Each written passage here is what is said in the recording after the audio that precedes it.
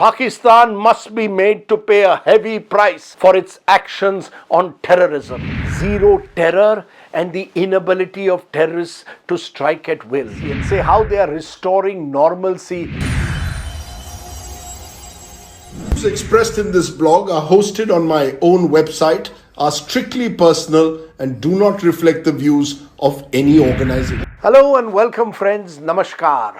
Welcome to Straight Bat, my weekly video blog, but this is a midweek special being done just over 24 hours after that horrific massacre near Pahalgam in Jammu and Kashmir by Pak-based Lashkar groups who targeted innocent civilians and massacred them. It is difficult to process what has happened, but I thought I should tell you what I've just written and explain that in this video. In the vocabulary of this long-running Jammu and Kashmir conflict, one word, my friends, has often crept into the vocabulary, namely normalcy. Politicians and pundits will often use the word normalcy and say how they are restoring normalcy in the Kashmir Valley. And yet the stark truth is simply this, that for 3.5 decades, Kashmir has been anything but normal. The latest tragic terror attack in which at least 28 innocent civilians were killed is only a stark reminder of this grim reality of how in a bloodied valley, every time a window of hope is opened, it is firmly shut by the merchants of terror. From a ray of sunshine to a dark abyss, Kashmir is trapped in what appears to me to be a deadly schizophrenia. Recall how Prime Minister Narendra Modi expounded on his vision of a Naya Kashmir soon after the abrogation of Article 370 in August 2019. Mr. Modi had then spun a dream of how this was a major step towards normalcy.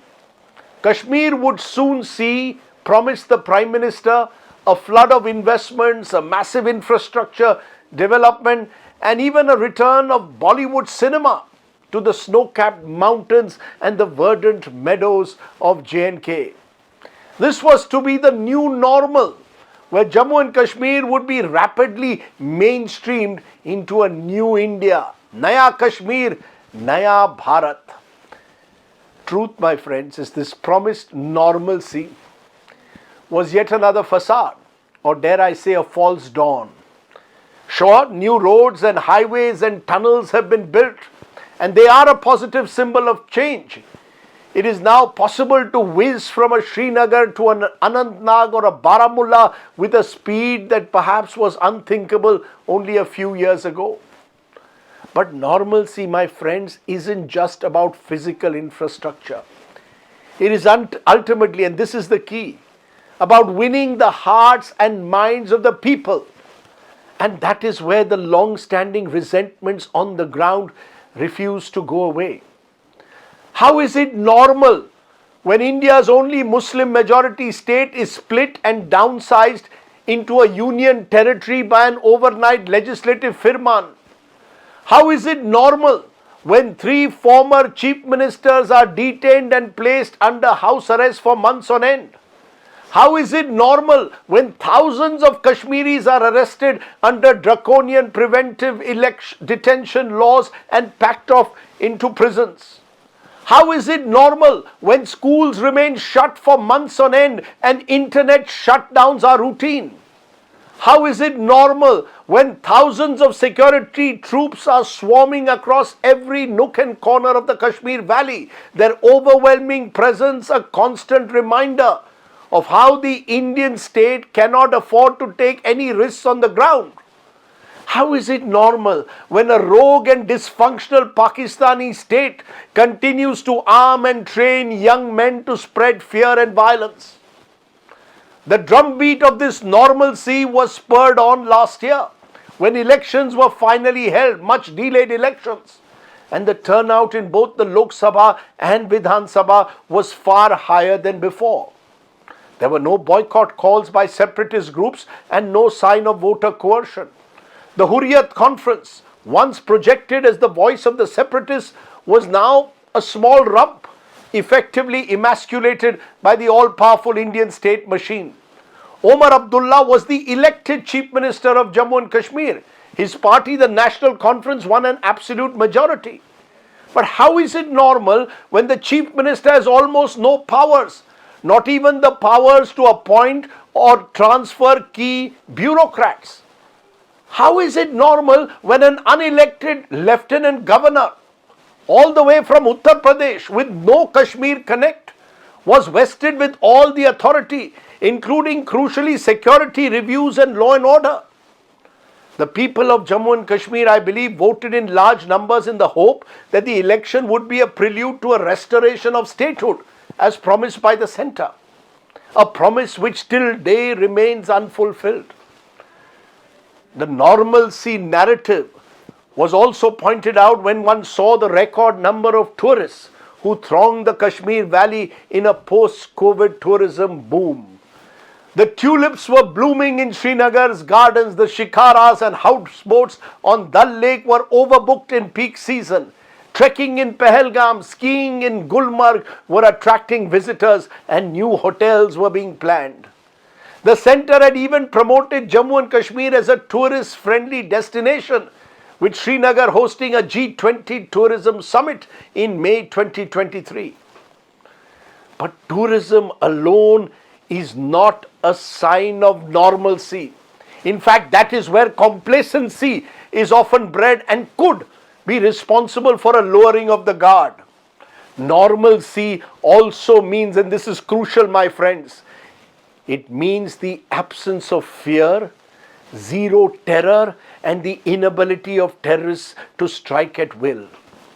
The centre claimed, justifiably to some extent, that the number of civilians in terror attacks had come down substantially in recent years.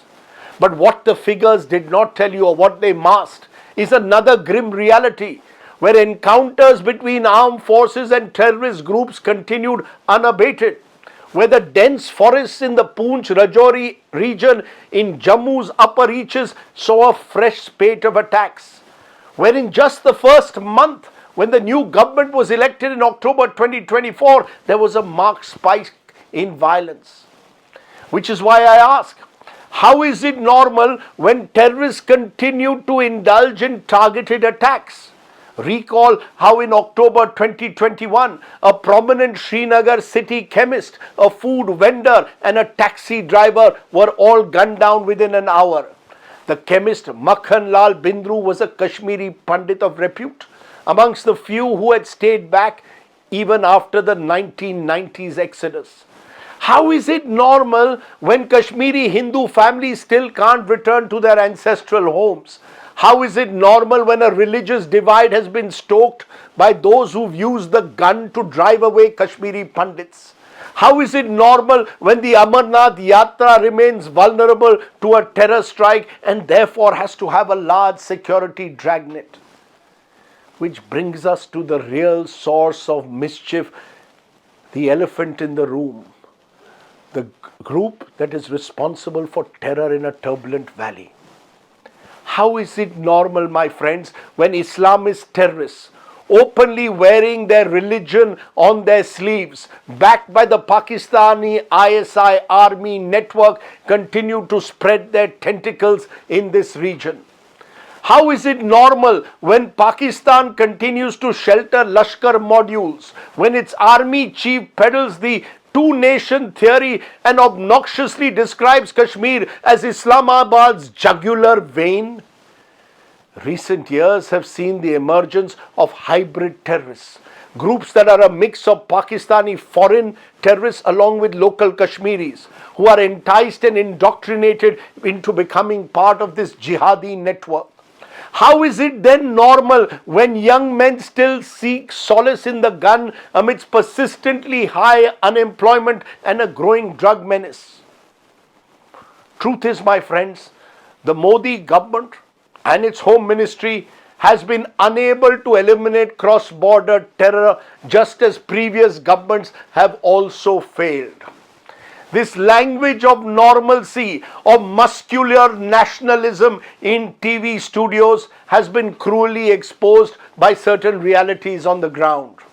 From Pathankot to Pahalgam through Pulwama, there is enough evidence to show that the Pakistani state continues to sponsor terror and conflict in the region.